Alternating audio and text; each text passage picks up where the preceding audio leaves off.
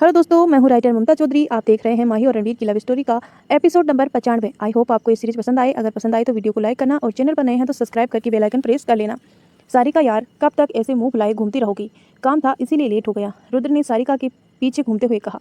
सारिका जो सुबह से ही रुद्र की बात नहीं कर रही थी, दरअसल रुद्र कल रात भी काफ़ी लेट घर आया था और अक्सर ही वो रात को लेट ही घर आता था। इस वजह से सारिका कई बार रुद्र से झगड़ चुकी थी, लेकिन रुद्र ने लेट आने का कारण तो रुद्र ही जानता था, जो वो सारिका को नहीं बता सकता था।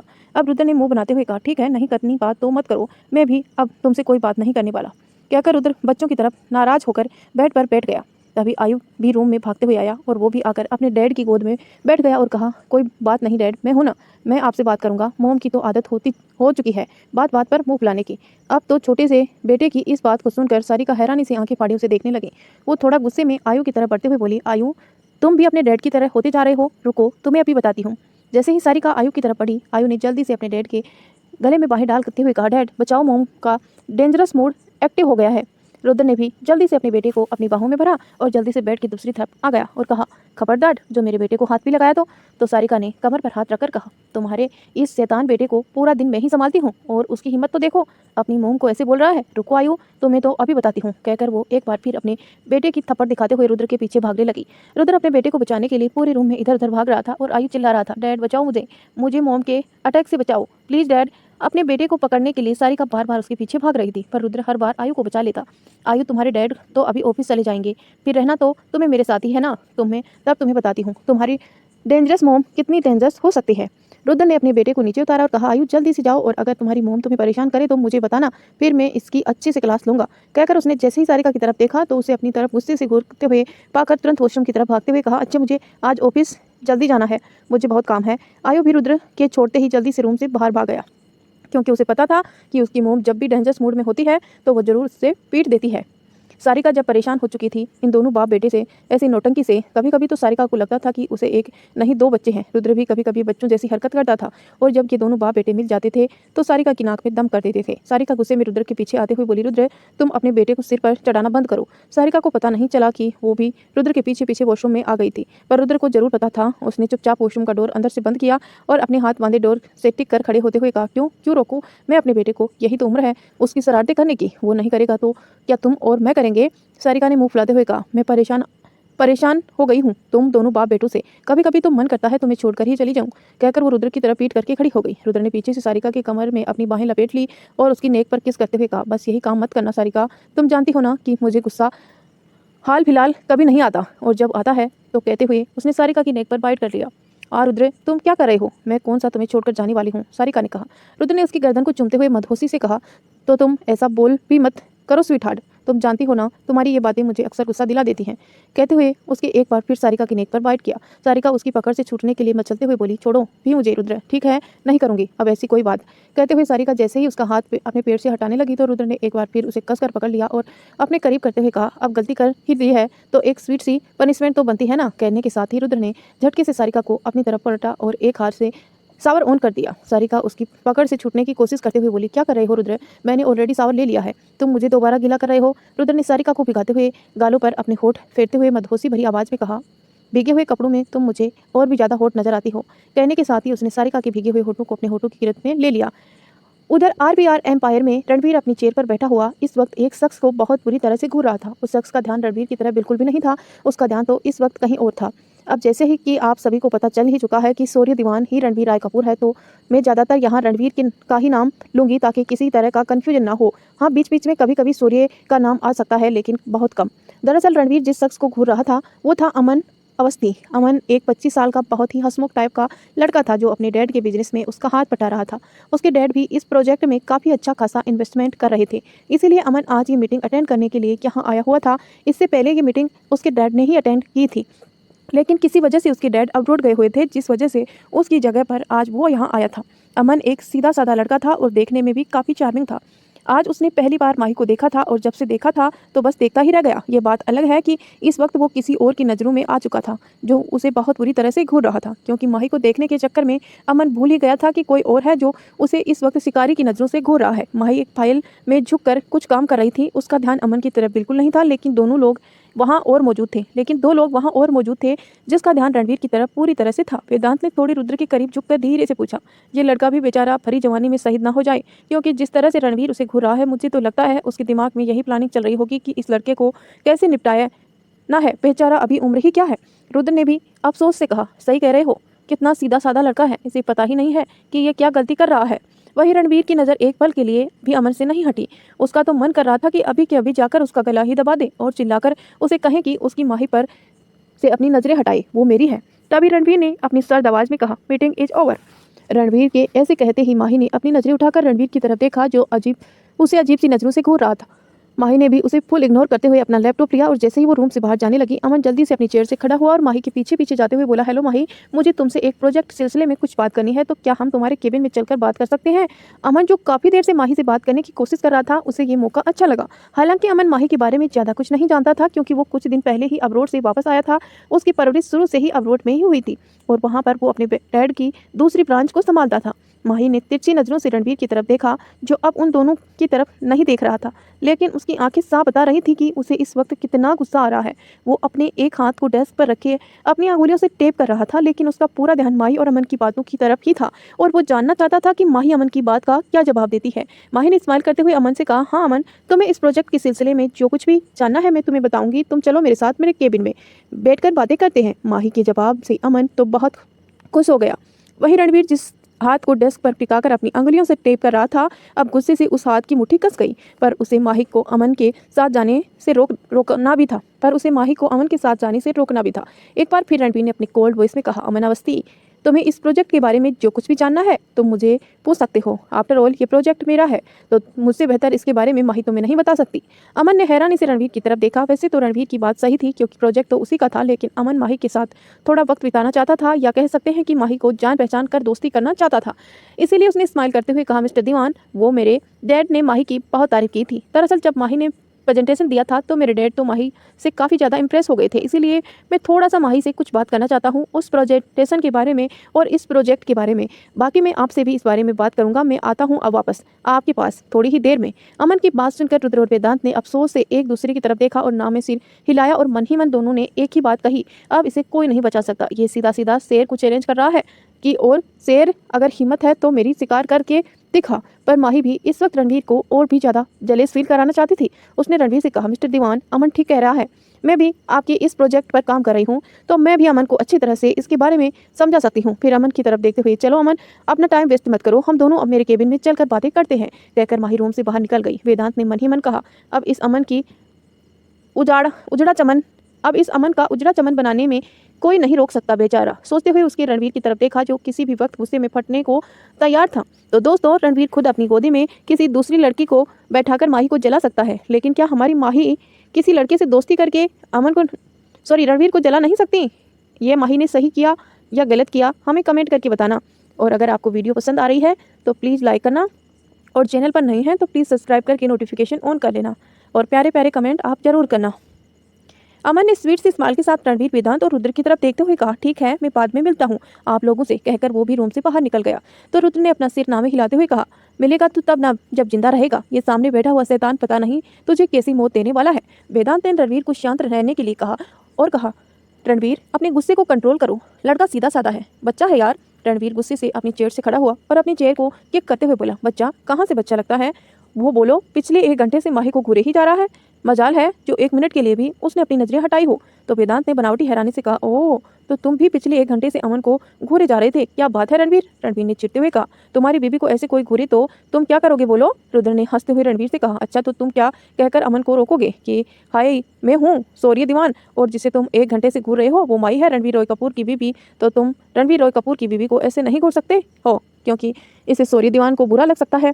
वेदांत ने भी उसे हाँ में हाँ मिलाते हुए कहा, हाँ रुद्र सही कह रहा है, और तुम माही से क्या कहोगे जिसके सामने तुम खुद को सौर्य दीवान साबित कर रहे हो? रणवीर ने इरिटेट होते हुए कहा, वो सब मैं नहीं जानता, और पर उस अमन को माही से दूर रखना ही होगा, कहकर वह रूम से बाहर निकल गया। माही अपने केबिन में बैठी हुई काम कर रही थी कि तभी एक तेज आवाज के साथ उसके केबिन का डोर ओपन हुआ। माही ने सिर उठाकर सामने देखा तो सामने रणवीर को खड़े देखकर वो थोड़ी हैरान हो गई, लेकिन जब उसे याद आया कि कुछ देर पहले रणवीर कैसे उसे और अमन के बारे की बात को करते देख पूरी तरह से घूर रहा था, तो माही एक फेक स्माइल के साथ उसे देखते हुए बोली, मिस्टर शौर्य दीवान, आप यहाँ मेरे केबिन में, क्या आपके ऐसे आने की वजह पूछ सकती हूँ? कहते हुए माही ने भी अपने हाथ में पकड़े पेन को अपनी अंगुलियों में गोल गोल घुमाना शुरू किया और अपनी रोलिंग चेयर पर रिलैक्स होकर टेक लगाकर बैठ गई। रणवीर ने पहले पूरे केबिन में अपनी नज़र घुमाई पर उसे अमन कहीं नजर नहीं आया, तो उसने अपनी आंखें छोटी कर माही को घूरते हुए पूछा, वो अमन अवस्थी कहाँ गया? वो तो इस केबिन में तुम्हारे साथ ही आया था ना? माही अच्छे से जानती थी कि रणवीर सब कुछ बर्दाश्त कर लेगा, लेकिन माही का किसी लड़के से बात करना उसे बिल्कुल बर्दाश्त नहीं होता था। दरअसल अमन माही के साथ आ ही रहा था, तभी उसे एक जरूरी कॉल आ गया, इसीलिए उसे जाना पड़ा। माही ने भी अपने केबिन में चारों तरफ नजर डालने की एक्टिंग करते हुए कहा, अमन वो तो यहाँ नहीं है, क्योंकि तुम्हें उसे कुछ बात करनी थी क्या? अगर बात करनी हो तो मैं तुम्हारा मैसेज उस तक पहुंचा दूंगी, क्योंकि आज शाम को मैं अमन के साथ बाहर जाने वाली हूं, तो मैं उसे बता दूंगी कि सूर्य दीवान ने उसे याद किया है। माही अमन के साथ कहीं बाहर जाने वाली है, ये सुनकर तो रणवीर का पारा एकदम हाई हो गया। वो माही की तरफ बढ़ा और उसकी बाहें पकड़कर उसे खड़ा करते हुए पूछा, तुम अमन के साथ बाहर जाओगी? जाकर तो दिखाओ। गुस्से में रणवीर भूल गया कि वो माही से अपनी पहचान छिपाने की कोशिश कर रहा है, लेकिन अपनी जलेसी नहीं छिपा पा रहा है। तो माही ने पहले अपनी बाहों की तरफ देखा जिसे रणवीर ने कसकर पकड़ा हुआ था, फिर उसने थोड़े गुस्से में अपनी बाहें छुड़ाते हुए कहा, क्यों मिस्टर दीवान, आपको कोई दिक्कत है? और आप होते कौन है मुझे ये सवाल पूछने वाले? माही के सवाल को सुनकर रणवीर ने खुद को थोड़ा शांत किया और वापस अपनी चेयर की तरफ आया और उसके सामने चेयर पर बैठते हुए कहा, नहीं, मैं तो सिर्फ ऐसे ही पूछ रहा था, क्योंकि मुझे थोड़ी अजीब लगा, जैसे कि तुम कहती रहती हो कि तुम आज भी अपने पति रणवीर को काफी याद करती हो, उसे बहुत प्यार करती हो वगैरह वगैरह, तो किसी और लड़के के साथ कैसे जा सकती हो? माही ने कहा, इस बात का जवाब मैं तुम्हें क्यों दूं? इस सवाल को पूछने का हक मेरे पति का है। जब खुद रणवीर मुझसे इस बारे में पूछेंगे तो मैं उसे इसका जवाब दे दूंगी। रणवीर को कभी लगा नहीं था कि माही इतना कॉन्फिडेंटली उसे जवाब भी दे सकती है, लेकिन वो किसी भी हालत में माही को अमन के साथ बाहर तो नहीं जाने देने वाला था। हाँ, ये बात माही ने रणवीर से झूठ जरूर बोली थी कि वो अमन के साथ बाहर जाने वाली है। दरअसल वो रणवीर को जलाना चाहती थी, पर रणवीर को लगा कि माही सच बोल रही है। रणवीर ने अब अपनी बात बदलते हुए पूछा, वैसे कहाँ जाने वाले हो तुम लोग? तो माही ने अपनी बाहें चढ़ाते हुए पूछा, क्यों, वैसे तुम्हें ये क्यों जानना है? रणवीर ने अब इरिटेट होते हुए थोड़ी तेज आवाज में कहा, तुम किसी बात का सीधा सीधा जवाब नहीं दे सकती हो क्या? तो माही ने भी उसी लहजे में कहा, और तुम्हें ऐसे सवाल मुझसे पूछने ही क्यों हैं? क्योंकि मैं कहते कहते रणवीर रुक गया, फिर कुछ सोचकर कहा, आज शाम हमारी एक क्लाइंट के साथ जरूरी मीटिंग है जो तुम्हें भी अटेंड करनी है। तो माही ने थोड़ी कन्फ्यूजन से पूछा, मीटिंग? अचानक से कौन सी मीटिंग अरेंज हो गई? अभी तक तो मुझे कुछ नहीं पता था उसके बारे में, और ना ही मेरी असिस्टेंट ने मुझे ऐसा कुछ बताया था। वो वैसे कौन से क्लाइंट के साथ मीटिंग है हमारी? माही के ऐसे सवाल सुनकर रणवीर ने मन ही मन कहा, माही, तुम्हारे अंदर का जग्गा जासूस कभी शांत नहीं बैठ सकता क्या? एक बार कह दिया मीटिंग है तो मान ही लो ना कि मीटिंग है। अब ये नया क्लाइंट कहाँ से पैदा करूँ? कुछ सोचते हुए उसने कहा, वो मैं बताने ही वाला था, पर तब तक तुम मीटिंग रूम से बाहर निकल गई थी, इसीलिए मैं नहीं बता पाया। एड्रेस मैं तुम्हें सेंड कर दूंगा और मैं अपने ड्राइवर को भेज दूंगा तुम्हें लेने के लिए। तो माही ने बड़े एटीट्यूड से कहा, कोई ज़रूरत नहीं है अपने ड्राइवर को भेजने की, मेरे हस्बैंड के पास बहुत सारी गाड़ियां हैं, उसमें से किसी भी एक में मैं खुद ही आ जाऊंगी। ओके, वैसे भी मुझे ड्राइविंग आती है, अब तुम्हारी बात खत्म हो गई हो तो अब तुम जा सकते हो, क्योंकि मुझे बहुत काम है, कहकर माही वापस फाइल पर झुककर अपना काम करने लगी। रणवीर ने कुछ पलों तक माही को घूरा और फिर बाहर उठकर निकल गया। रणवीर के बाहर जाते ही माही ने सिर उठाकर डोर की तरफ देखा और स्माइल करके अपना सिर चटका और वापस अपने काम में लग गई। इंदौर का सबसे बड़ा मॉल सनाया एक फीमेल क्लोथिंग स्टोर में अपने लिए कुछ ड्रेसेस सिलेक्ट कर रही थी। वहीं अनिरुद्ध और आरव दोनों ही सोफे पर बैठे हुए बोर हो रहे थे। दोनों ने एक दूसरे की तरफ लाचारी से देखा और वापसी सनाया की तरफ देखने लगी। आरव ने अपनी चिन अपने हाथों पर टिकाकर अपनी मोम की तरफ देखते हुए अनिरुद्ध से कहा, डैड, हमें यहाँ और कितना देर बैठना पड़ेगा? तो अनिरुद्ध ने भी बोरियत भरी आवाज में कहा, कुछ नहीं कह सकते चैंपियन, तुम्हारी मोम को भी घंटों लगने वाले हैं अपने लिए ड्रेस सिलेक्ट करने में। फिर आरव ने एक बार फिर अपने डैड से पूछा, डैड, मोम को आप अपने लिए ड्रेस लेनी थी तो हमें यहाँ क्यों बैठा कर रखा है? चलो ना, हम कहीं और घूम कर आते हैं, तब तक मोम अपनी शॉपिंग भी पूरी कर लेगी। अनिरुद्ध ने कहा, तुम अपनी मोम को जानते नहीं हो, भले ही हमारा यहाँ कोई काम नहीं हो, पर फिर भी हमें ज़बरदस्ती यहाँ बैठा कर रखेगी। इसी तरह एक ही कलर की कई सारी ड्रेसेस दिखाकर हमें पूछेगी कौन सा कलर अच्छा है। अब रेड तो रेड ही होता है ना, उसमें भी कौन सा कलर सेलेक्ट करना है, ये बहुत डिफिकल्ट है। आरव ने हैरानी से अपने ही तरफ देखा और पूछा, डैड, क्या वाकई में रेड में भी कई सारे कलर होते हैं? पता नहीं, मुझे तो सब एक जैसे ही लगते हैं। अनिरुद्ध ने लाचारी से अपनी बीवी की तरफ देखा जो बड़ी एक्साइटमेंट में से अपनी ड्रेस सेलेक्ट कर रही थी। जैसे जैसे सनाया की प्रेगनेंसी का टाइम बढ़ रहा था, वैसे वैसे सनाया का वेट भी पहले से काफ़ी बढ़ता जा रहा था, इसीलिए सनाया को अपने लिए थोड़ी ढीले ढाले कंफर्टेबल कपड़े लेने पड़ रहे थे। वहीं आरव अनिरुद्ध की तरफ देखते हुए बोला, डैड, ये लड़कियां इतनी कॉम्प्लिकेटेड क्यों होती हैं? तो अनिरुद्ध ने अपने बेटे के बालों में सहलाते हुए कहा, चैंपियन, लड़कियों में और भी कई क्वालिटी होती हैं, लेकिन जब तुम बड़े हो जाओगे ना और तुम्हारी शादी हो जाएगी तो तुम्हें धीरे धीरे करके सब पता चल जाएगा। आरव ने मुंह बनाते हुए कहा, फिर तो मैं शादी ही नहीं करूंगा डैड, ये लड़कियां मुझे समझ ही नहीं आती। अनिरुद्ध ने स्माइल करते हुए कहा, बेटा तुम भले ही शादी नहीं करना चाहो, पर यह जो तुम्हारी मोम है ना, तुम्हें जबरदस्ती मंडप में बिठाकर ही मानेगी, क्योंकि जैसे ही बेटा जवान होता है उसकी माँ हाथ धोकर अपने बेटे के पीछे पड़ जाती है, क्योंकि उसे बहुत चाहिए होती है ना, इसलिए। आरव ने अपनी आंखें बड़ी कर अनिरुद्ध से कहा, डैड फिर तो मैं अपनी शादी से भाग जाऊंगा, पर शादी नहीं करूंगा। अनिरुद्ध ने उसकी बात पर हंसते हुए कहा, आरव तुम अकेले मत भागना, मुझे भी साथ में लेकर भागना, फिर हम दोनों कहीं दूर जाकर अपनी लाइफ एंजॉय करेंगे। आरव ने खुश होते हुए अनिरुद्ध को हाई फाई किया और कहा, यस डैड। तभी उन दोनों के कान में सनाया की आवाज आई, जो अपनी कमर पर हाथ रखे दोनों को घूर रही थी। सनाया ने अनिरुद्ध की तरफ देखते हुए कहा, एक कैसी बातें सिखा रहे हो तुम मेरे बेटे को। अनिरुद्ध ने बड़े एटीट्यूड से कहा, तुम्हारा नहीं हमारा बेटा, और वैसे भी आरव सिर्फ मेरा बेटा ही नहीं मेरा दोस्त भी है, और मैं अपने दोस्त से कैसी भी बात कर सकता हूँ, तुम अपनी शॉपिंग फोकस करो ना। आरव ने भी अनिरुद्ध की हाँ में हाँ मिलाते हुए कहा, हाँ माँ, ये हम दोनों दोस्तों के बीच की बात है ना, आप बीच में मत आइए, आप अपनी शॉपिंग पर फोकस कीजिए। सनाया ने हैरानी से अपने बेटे की तरफ देखा, जो सिर्फ 5 साल का था और एक बड़ी बड़ी बातें करने लगा था। इन कुछ महीनों में आरव और अनिरुद्ध के बीच की बॉन्डिंग काफ़ी मजबूत हो गई थी। आरव को भी अनिरुद्ध के साथ वक्त बिताना बहुत पसंद था। सनाया भी ये बात अच्छी तरह से जानती थी, पर वो खुश भी थी कि आरव ने अनिरुद्ध को अपने डैड के रूप में एक्सेप्ट कर लिया। और अनिरुद्ध को भी देखकर नहीं लगता था कि आरव उसका खुद का बेटा नहीं है। वो आरव के लिए इतना ही प्रोटेक्टिव था जितना वो सनाया के लिए था। दोस्तों, इसी बात पर एक लाइक तो बनता है कि अनिरुद्ध और आरव की बॉन्डिंग काफ़ी अच्छी हो गई। आपको क्या लगता है, लाइक करना चाहिए या नहीं? सोच रहे होंगे ना, प्लीज़ कर ही दीजिए, इसमें आपका कौन सा बैंक बैलेंस खत्म हो जाएगा। और हाँ, प्लीज़ सब्सक्राइब करके जल्दी जल्दी 1000 सब्सक्राइब कर दीजिए। आप सब्सक्राइब तो बिल्कुल भी नहीं कर रहे हैं, कर दीजिए प्लीज़ दोस्तों, आपकी मेहरबानी होगी। सनाया ने अपना सिर नामे हिलाते हुए कहा, इससे तो बेहतर होगा तुम लोग कहीं घूम कर आओ, क्योंकि यहाँ बैठकर तुम सिर्फ बातें ही बनानी है। कहकर वो वापस अपनी शॉपिंग में लग गई। अनिरुद्ध और आरव को यही तो चाहिए था। उसने स्माइल करते हुए एक दूसरे की तरफ देखा और इशारों में ही कहा, तो चलो चलते हैं अपनी लाइफ एंजॉय करने। अनिरुद्ध सोफे से खड़ा हुआ और उसने आरव का हाथ पकड़ कर बाहर निकालते हुए कहा, तो बोलो सबसे पहले तुम्हें कहाँ जाना है? तो आरव ने एक्साइटमेंट में कहा, मुझे गेम खेलने हैं बहुत सारे, तो सबसे पहले हम वहीं चलते हैं। तो अनिरुद्ध ने कहा, हाँ मुझे भी गेम खेलना है, काफ़ी साल हो गए हैं मैंने मोटर बाइक वाला गेम नहीं खेला, क्या तुम्हें वो पसंद है आरव? तो आरव ने कहा, मुझे वो बहुत पसंद है, तो चलो डैड हम वहीं खेलते हैं।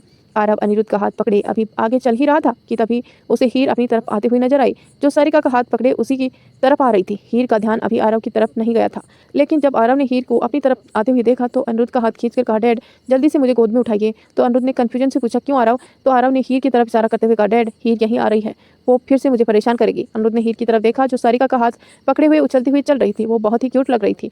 अनिरुद्ध को आरव की हरकत पर हंसी आ गई कि कैसे उसका छोटा सा बेटा उस एक छोटी सी क्यूट सी लड़की से डर रहा है। उसने अपने बेटे को अपनी गोद में उठा लिया तो आरव ने भी उसे गले में अपनी बाहें डालकर अपना चेहरा उसके कंधे में छुपा लिया, जैसे ऐसा करने से वो हीर की नज़रों में छिप जाएगा। सारिका ने जब अनिरुद्ध को देखा तो वो उसके पास ही आ गई। उसने स्माइल करते हुए कहा, हेलो अनिरुद्ध, कैसे हो? क्या सनाया भी तुम्हारे साथ आई है? फिर आरव की तरफ देखते हुए, ओ लिटिल बॉय भी साथ में है? हे लिटिल बॉय, तुम ऐसे छुप क्यों रहे हो? अनिरुद्ध ने हंसते हुए कहा, आप अपनी गर्लफ्रेंड को देखकर। सनाया ने हैरानी से पहले आरव को देखा और फिर हीर की तरफ देखा, जो इस वक्त थोड़े गुस्से में आरव को घूर रही थी। दोनों को ऐसे देखकर सारिका को बहुत तेज हंसी आई। तभी हीर ने अपनी क्यूट सी आवाज़ में कहा, आरव तुम मुझे देखकर छुप क्यों रहे हो? हीर अक्सर आरव से बहुत ही डोमिनेटिक तरीके से बात करती थी, इसीलिए आरव उसे हमेशा दूर दूर भागता था। वैसे ये क्वालिटी उसे अपने डैड रणबीर रॉय कपूर से विरासत में जो मिली थी। लेकिन जब आरव ने हीर की तरफ नहीं देखा तो हीर ने सारिका का हाथ खींचते हुए उसे नीचे देखने का इशारा किया। सारिका ने सवालिया नजरों से हीर की तरफ देखा और पूछा, हीर कुछ कहना चाहती हो? तो हीर ने अपना सिर हिलाते हुए कहा, मौसी मुझे अपनी गोद में ले लो। तो सारिका ने प्यार से हीर को अपनी गोद में उठा लिया। हीर ने बहुत ही मासूमियत से अनिरुद्ध से कहा, अंकल आप इसको बोलो ना, मेरी तरफ देखिए प्लीज। अनिरुद्ध को भी हीर बहुत ही क्यूट लगती थी। उसने सवाल करते हुए उसे कहा, हाँ लिटिल गर्ल, मैं अभी आरव को कहता हूँ। फिर आरव से बोला, आरव ऐसे मत करो, हीर तुम्हारी दोस्त है ना, कोई अपनी दोस्त के साथ ऐसा बिहेव करता है क्या? आरव ने ऐसे ही अनिरुद्ध के कंधे पर सिर टिकाए हुए कहा, पर अपने दोस्त को कौन परेशान भी तो नहीं करता ना डैड, मैं हमेशा मुझे परेशान करती है। आज भी स्कूल में इसने मुझे किसी के साथ नहीं खेलने दिया, हमेशा कहती है मेरे साथ ही खेलो और किसी के साथ नहीं। सारिका ने हंसते हुए कहा, ठीक है आरव, मैं उसको समझा दूंगी कि तुम्हें परेशान ना करे। अब तो हेलो बोलो अपनी दोस्त को, देखो कितनी प्यार से तुम्हें देख रही है। सारिका की बात सुनते ही आरव ने अपना थोड़ा सा सिर उठाकर हीर की तरफ देखा, जो अपनी आंखें टिमटिमाते हुए उसी की तरफ देख रही थी। अनिरुद्ध ने सारिका से पूछा, सारिका तुम भी यहाँ शॉपिंग के लिए आई हो? तो सारिका ने कहा, हाँ मैं आई तो हूँ शॉपिंग के लिए, पर हीर मुझे करने देगी तब ना, कब से जिद कर रही है मुझे गेमिंग स्टोर लेकर चलो, मुझे गेमिंग खेलनी है। तो अनिरुद्ध ने कुछ सोचते हुए कहा, तो ठीक है ना, तुम सनाया के साथ शॉपिंग कर लो, मैं हीर को अपने साथ ले जाता हूँ। वैसे भी मैं आरव को गेमिंग स्टोर ही ले जा रहा था। तो सारिका ने खुश होते हुए पूछा, सनाया भी यही है? यह तो बहुत अच्छी बात है, तो प्लीज अनिरुद्ध तुम हीर को भी अपने साथ ले जाओ। सारिका ने फिर हीर से कहा, बेबी तुम आरव के साथ जाकर गेम खेलो, तब तक मैं आंटी के साथ मिलकर शॉपिंग करती हूँ, ठीक है? तो हीर भी खुश होते हुए बोली, हाँ मौसी, आप आराम से शॉपिंग करना, कोई जल्दी नहीं है, मैं आरव के साथ बहुत सारे गेम खेलूंगी, ठीक है? हीर को यही तो चाहिए था, पर आरव का सारा एक्साइटमेंट हवा में उड़ गया। उसने फिर अपने डैड को मुंह फुलाते हुए देखा। अनिरुद्ध समझ गया था कि आरव नहीं चाहता कि वो हीर के साथ आज जाए। अनिरुद्ध ने इशारे में आरव को रिलैक्स रहने के लिए कहा। अब एक तरफ हीर ने अनिरुद्ध का हाथ पकड़ा हुआ था और दूसरी तरफ आरव ने। जहां आरव अपना सिर झुकाए अपने डैड के साथ जा रहा था, वहीं दूसरी तरफ हीर खुशी से उछलते हुए अनिरुद्ध के साथ जा रही थी। शाम के वक्त माही रेडी होकर रणवीर की बताई हुई एड्रेस पर पहुंच गई थी। माही ने इस वक्त एक ब्लैक कलर की फॉर्मलिंग बॉडीकॉन 1 पीस ड्रेस पहनी हुई थी। उसने अपने बालों को हल्का सा कर्ली करके खुला ही छोड़ दिया था। माही का ये लुक काफ़ी एलिगेंट था और इस लुक में वो बहुत ही ज़्यादा खूबसूरत लग रही थी। वैसे में सभी कैरेक्टर के लुक आपको बहुत अच्छे लगते होंगे। माही इस वक्त होटल हयात के रूम नंबर 891 के बाहर खड़ी हुई उसे बंद डोर को देख रही थी। कुछ देर सोचने के बाद उसने रूम का डोर एक बार नॉक किया। एक बार नॉक करते ही रूम का डोर ओपन हो गया। डोर रणवीर ने ही ओपन किया था और इस वक्त भी उसके अपने फेस पर मास्क लगाया हुआ था। रणवीर ने अभी तक माही के सामने अपने फेस से मास्क को रिमूव नहीं किया था। वो अभी तक माही के सामने भी हमेशा मास्क लगाए ही रहता था। रणवीर ने भी इस वक्त एक ब्लैक कलर का फॉर्मल सूट पहना हुआ था, अंदर से ब्लैक शर्ट जिसके ऊपर के 2 बटन हमेशा की तरह ओपन थे। ये उसका हमेशा से ही एक स्टाइल था जो कभी नहीं बदलता था। ज़्यादातर रणवीर ब्लैक कपड़े ही पहनता पसंद करता था क्योंकि शायद उसे ब्लैक कलर बहुत पसंद था, क्योंकि यह उसकी पर्सनालिटी के मैच भी करता था। रणवीर ने माही को अपने हाथ के इशारे से अंदर आने के लिए कहा। माही ने एक नज़र रणवीर की तरफ देखा और फिर रूम के अंदर आ गई। अंदर जाने के बाद उसने रूम में चारों तरफ अपनी नजर दौड़ाई, पर उसे वहाँ रणवीर के अलावा और कोई नहीं नजर आया। माही ने गहरी सांस ली और मन ही मन कहा, मतलब मैं सही सोच रही थी, ये रणवीर ने जानबूझकर मुझे यहाँ बुलाया है, वो भी क्लाइंट के बहाने। माही रूम को देखते हुए ये सोच ही रही थी कि तभी पीछे से रणवीर उसके बहुत करीब आ गया और उसकी गर्दन की तरफ झुकते हुए कहा, क्या हुआ, अफसोस हो रहा है यहाँ आने पर कि तुम उस अमन के साथ नहीं जा पाई? रणवीर की बात सुनकर माही एकदम उसकी तरफ पलटी। माही ने को इतना अंदाजा नहीं था कि रणवीर उसे कितना क्लोज हो गया और झटके से पलटने की वजह से माही रणवीर के फेस बहुत ही ज़्यादा करीब हो गई थी। इतना करीब कि दोनों को ही अपने एक दूसरे की सांसें अपने चेहरे पर महसूस हो रही थी। उसकी होठ लगभग टच होने ही वाले थे। माही एक कदम पीछे हुई, लेकिन रणवीर ने उसे ज़्यादा पीछे नहीं जाने दिया। उसे पहले ही उसे माही की कमर में हाथ डालकर उसे खुद से चिपका लिया और उसकी आंखों में देखते हुए कहा, क्या हुआ माही, जो तुम अमन के साथ आज की शाम नहीं बिता पाई तो तुम आज की शाम मेरे साथ स्पेंड कर सकती हो। Believe me, this every night will be so beautiful that you will always remember. कहते हुए रणवीर अपनी अंगुलियां काफ़ी सेक्सुअल तरीके से माही की नेक पर फेरने लगा। रणवीर की चुअन इतनी सेक्सुअल थी कि माही की पूरी बॉडी में इस सिरन सी दौड़ गई, लेकिन वो अपनी इमोशनल रणवीर के सामने जाहिर नहीं करना चाहती थी। इसीलिए उसने रणवीर के सीने पर हाथ रखकर उसे खुद से दूर करने की कोशिश करते हुए, मिस्टर दीवान, अपनी हद में रहिए, और क्या ज़रूरत थी मुझे यहाँ झूठ बोलकर बुलाने की? अब हटिए मेरे सामने से, मुझे यहाँ से जाने दीजिए। हालांकि माही को अच्छे से पता था कि उसके सामने खड़ा शख्स और कोई नहीं है, उसका रणवीर है, लेकिन फिर भी वो रणवीर को वो ऐसे ही तो नहीं छोड़ने वाली थी। आखिर रणवीर ने उसे बहुत ज़्यादा ही परेशान किया था और जब वह खुद चाहती थी कि रणवीर उसके सामने अपनी सच्चाई कबूल करे, पर उसे पहले वो रणवीर के सामने कमज़ोर नहीं पड़ना चाहती थी, क्योंकि उसके अंदर रणवीर के लिए बहुत गुस्सा भरा हुआ था। रणवीर ने माही को खुद से दूर करने की बजाय और भी ज़्यादा करीब कर लिया और उसकी खूबसूरत गर्दन की तरफ झुकते एक गहरी सांस ली और उसकी भीनी भीनी महक को महसूस करने लगा। रणवीर ने बहुत ही सेडक्टिव तरीके से कहा, क्या तुम्हें मेरी बात समझ में नहीं आई माही? तो मैं तुम्हें सीधा सीधा समझा देता हूँ कि आज की शाम मैं तुम्हें सस्पेंड करना चाहता हूँ, इसीलिए जब तक मैं ना चाहूँ तुम यहाँ से नहीं जा सकती। रणवीर के इतने करीब आने से माही के दिल में बेचैनी बढ़ने लगी। आखिर इतने महीनों बाद रणवीर उसके बहुत करीब था। माही ने अपने इमोशन कंट्रोल करने के लिए कसकर अपनी मुट्ठियां बंद कर ली और मन ही मन कहा, नहीं माही, तो रणवीर के सामने वीक नहीं पड़ सकती। इन्होंने जो किया है ना, इसकी हरकतों के लिए इसे सबक सिखाना बहुत ज़रूरी है और इसके लिए तुम्हें स्ट्रॉन्ग होना ही पड़ेगा, वरना ये हर बार तेरी कमजोरी का फ़ायदा उठाएंगे। पर इस बार नहीं। इस बार माही ने जोर से रणवीर को धक्का दिया। रणवीर जो मदहोश होकर माही की महक में खोया हुआ था और इस वजह से उसकी पकड़ माही पर थोड़ी सी ढीली पड़ गई। वो संभल नहीं पाया, माही दूर हो गई। रणवीर माही के करीब होना चाहता था, लेकिन माही उसे अपने आप से दूर कर रही थी। ये बात रणवीर को गुस्सा दिला रही थी। उसने अब थोड़ा गुस्सा से माही को घूरते हुए कहा, माही तुम गुस्से में? तो इस वक्त माही भी थी। उसकी आंखें इस वक्त लाल हो रही थी, शायद अपने इमोशन छुपाने की वजह से और अपने आंसू को रोकने की वजह से उसकी आंखें लाल हो गई थी। उसने रणवीर की तरह अंगुली पॉइंट करते हुए कहा, मिस्टर दीवान, शायद आपको मेरी बात एक बार में समझ नहीं आती है। मैंने आपको पहले ही कहा था कि मुझे इस तरह छूने का हक सिर्फ मेरे पति का है, ना कि किसी सूर्य दीवान का और या किसी और का। तो दोस्तों, क्या माही का ऐसा रिएक्शन करना आप सबको पसंद आया? अगर पसंद आया तो प्लीज़ वीडियो को लाइक करना। और चैनल पर नए हैं तो प्लीज़ सब्सक्राइब करके नोटिफिकेशन जरूर ऑन करना और प्यारे प्यारे कमेंट करके जरूर बताना कि आपको हमारी कहानी कैसी लगती है। रणवीर एक बार फिर माही की तरफ बढ़ने लगा। तभी माही ने अपना हाथ दिखाकर उसे रोक दिया और कहा, मेरे पास मत आना वरना तुम्हारे लिए अच्छा नहीं होगा। कहकर माही जैसे ही वहाँ से जाने लगी, रणवीर ने उसकी बाहें पकड़कर उसे खुद से करीब कर लिया और उसकी आंखों में देखते हुए कहा, तो तुम सिर्फ अपने पति को अपने करीब आने देना चाहती हो, तो फिर उस अमन के साथ क्या करने वाली थी आज शाम, बोलो। रणवीर ये बात गुस्से में दांत पीसते हुए बोला। ऐसे करते हुए उसने अपनी पकड़ माही की बाहों पर कस ली। माही एकटक रणवीर की आंखों में देख रही थी, लेकिन माही का एग्रेसिव बिहेवियर भी उसकी आंखों में साफ नजर आ रहा था, जैसे वो रणवीर को जता रही हो कि तुम चाहे कुछ भी कर लो, इस बार मुझे डरा नहीं पाओगे और मेरा ये गुस्सा भी तुम्हारी वजह से ही है। माही ने जब उसकी बात का कोई जवाब नहीं दिया तो रणवीर ने उसके कंधे से पकड़कर दीवार से लगा दिया और माही के गालों को कसकर पकड़ते हुए उसका चेहरा ऊपर किया और फिर अपनी इंटेंस नज़रों से माही के चेहरे को देखते हुए बोला, तुम अब अमन अस्तव से दूर रहोगी, सुना तुमने। तो माही ने सीरियसली स्माइल के साथ कहा, क्यों क्या लगते हो, कौन हो तुम मेरे और हो कौन मुझे रोकने वाले। माही का बार बार उसे ऐसे उठपटांग जवाब देना रणवीर को गुस्सा तो बहुत दिला रहा था, लेकिन वो माही पर अपना गुस्सा नहीं निकालना चाहता था, क्योंकि वो समझ रहा था कि माही का गुस्सा अपनी जगह जायज़ है। वो उसका गुस्सा भी बर्दाश्त करने को तैयार था, लेकिन अमन के साथ उसका जाना, ये बात करना उसे बर्दाश्त नहीं हो रहा था। उसने अपना गुस्सा निकालने के लिए एक जोर का पंच दीवार पर दे मारा। उसके ऐसा करते ही माही ने डर से अपनी आंखें कसकर बंद कर ली। एक पल के लिए तो माही को लगा कि वो पंच ही उसे ही मारने वाला है। रणवीर ने जब मन ही मन डिसाइड कर लिया कि उसे क्या करना है, इसीलिए उसने जुनून भरी नज़रों से माही की तरफ देखा और अपने एक एक शब्द पर जोर देते हुए कहा, तो ठीक है, तुम चाहती हो ना कि मैं तुम्हें बताऊं कि मैं तुम्हारा कौन लगता हूं और तुम पर मेरा क्या हक है। कहने के साथ ही रणवीर ने अपने चेहरे से मास्क को हटा दिया और बिना देरी किए माही के सॉफ्ट होठों पर अपने होठ रख दिए। इतने महीनों बाद रणवीर के चेहरे के सामने देखकर माही कुछ पल के लिए बिल्कुल ब्लैक हो गई थी। वह जानती थी कि इस वक्त उसके मन में भावों का कैसा सैलाब उमड़ रहा है। माही ने अपनी आंखें बंद कर ली थी, इसीलिए उसकी आंखों में रुका हुआ आंसू बहकर उसके गालों पर आ गया। माही ने रणवीर की किस को विरोध नहीं किया। वो रणवीर की किस के एहसास में जैसे खोसी गई। उसे कसकर रणवीर के कोट को अपनी मुट्ठियों में भर लिया था। वहीं रणवीर काफ़ी एग्रेसिव होते हुए माही को किस कर रहा था, जैसे उस पर अपना हक जता रहा हो और माही को ये जताना चाहता हो कि तुम पर सिर्फ मेरा हक है, सिर्फ मेरा। कहते कुछ देर बाद जब उसका गुस्सा शांत हुआ तो उसकी एग्रेसिव किस अब सॉफ्ट किस में बदल गई। वो बहुत ही प्यार से माही के होठों को चूम रहा था। वो उसे महसूस कर रहा था। कुछ देर बाद माही से दूर हुआ और माही के चेहरे को देखने लगा। माही ने अभी भी अपनी आंखें बंद की हुई थी, लेकिन उसकी बंद आंखों से भी बहते हुए आंसू उसके दिल के हाल बयां कर रहे थे।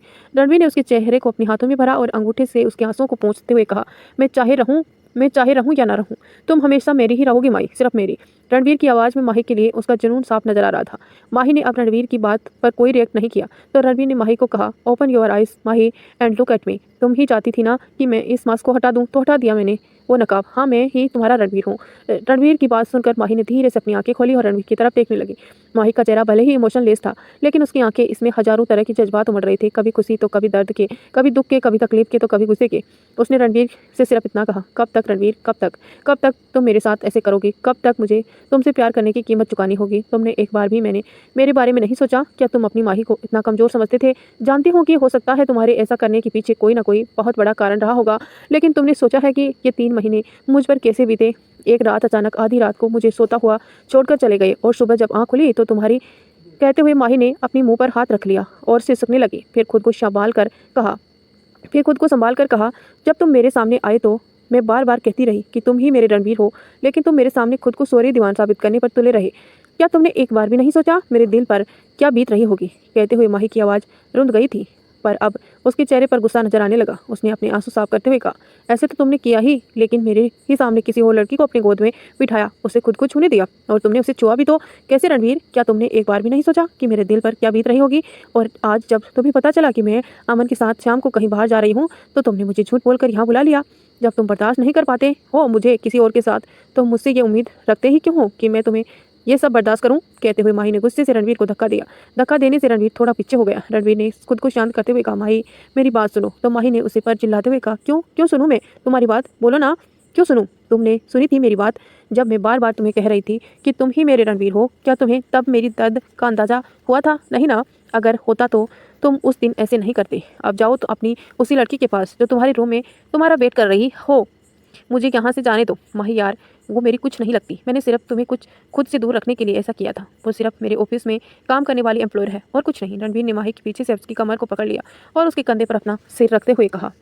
माही अभी भी रणवीर के रणवीर को माफ करने के मूड में बिल्कुल नहीं थी।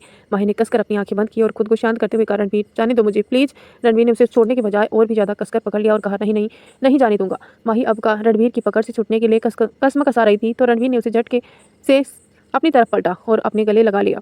रणवीर ने अपनी गहरी आवाज में कहा, तुम जानती हो ना मैं तुम्हें खुद से दूर नहीं कर सकता हूँ, तो फिर इतनी कोशिश क्यों कर रही हो। तो माही ने भी रुदे गले से कहा, बस तुम चाहते हो, सब कुछ तुम्हारे चाहने से ही तो होता है ना रणवीर। मेरी मर्जी, मेरा इच्छा, मेरा प्यार तो कोई मायने ही नहीं रखता। जैसे तुम्हें तुम्हारे लिए जब मर्जी आए मेरे पास आ जाते हो और जब मर्जी आए मुझसे दूर हो जाते हो। कैसा प्यार है तुम्हारा रणवीर जो कई बार मुझे तोड़कर रख देता है। माही ने ये सब रूंधे गले से बोल रही थी। वो कुछ पल चुप रहने के बाद दोबारा बोली, कभी कभी दिल करता है रणवीर कि खुद को ख़त्म कर दूं। तो मैंने सोचा कि वो 3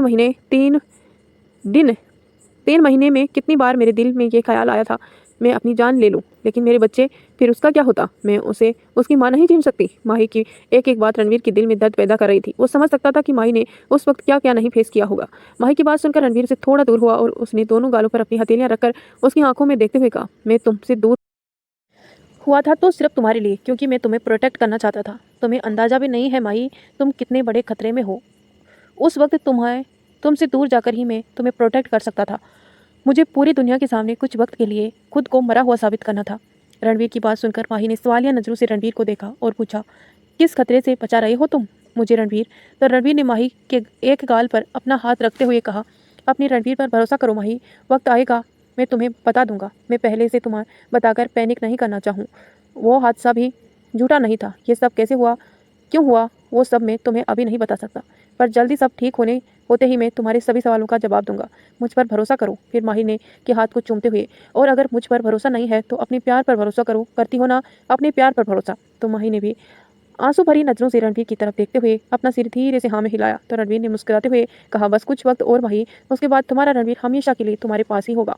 और फिर तुम्हें मुझसे जितना लड़ना हो मुझसे लड़ लेना, और जो सज़ा देनी है दे देना। और उस बात के लिए भी जिस बात पर तुम्हें इतना गुस्सा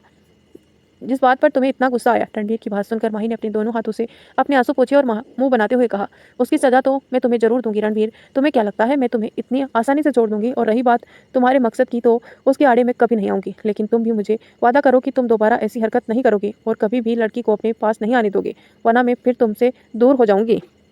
रणवीर ने माही की बात पूरी होने से पहले ही उसके मुंह पर हाथ रख दिया था और गुस्से में उसे घूरते हुए, दोबारा कभी मुझे दूर जाने की बात अपने जहन में मत आने देना माही, वरना तुम जानती हो ना मैं क्या करूं। रणवीर ने माही को कुछ इस तरह से घूरा था कि कुछ पल के लिए माही फिर डर गई और डर से उसने अपना सिर हाँ में हिलाया। ऐसे करते हुए माही बहुत ही मासूम लग रही थी। माही के एक्सप्रेशन देखकर रणवीर के फेस पर फिर से स्माइल आ गई। वो खड़े होकर माही के बगल में सोफे पर बैठ गया और माही के ऊपर झुकते हुए कहा, ये 3 महीने तुम्हारे बगैर कैसे मैंने बिताए हैं कि मैं जानता हूँ माही, तुम जानती हो ना मैं तुमसे एक दिन भी दूरी बर्दाश्त नहीं कर सकता। कहते हुए रणवीर धीरे धीरे माही के ऊपर झुकता ही जा रहा था। इसी के साथ माही भी पीछे की तरफ झुक रही थी। रणवीर एक बार फिर माही के होठों की तरफ झुकने लगा तो माही ने भी रणवीर के इरादे भांपकर अपना चेहरा दूसरी तरफ कर लिया। माही इस वक्त एक जिद्दी नाराज बच्चे की तरह रिएक्ट कर रही थी और माही का ऐसा हरकत देखकर रणवीर के चेहरे पर मुस्कान आ गई थी।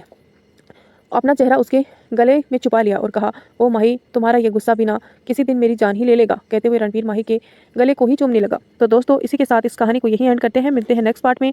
तब तक के लिए स्वस्थ रहिए, मस्त रहिए, हमारी कहानी को एंजॉय करते रहिए। वीडियो को लाइक करें और चैनल पर नए हैं तो सब्सक्राइब करके नोटिफिकेशन ऑन कर लिए, ताकि जब भी मैं वीडियो डालूँ आपको तुरंत नोटिफिकेशन मिल जाए। धन्यवाद दोस्तों, यहाँ तक बने रहने के लिए। मिलते हूँ नेक्स्ट पार्ट में।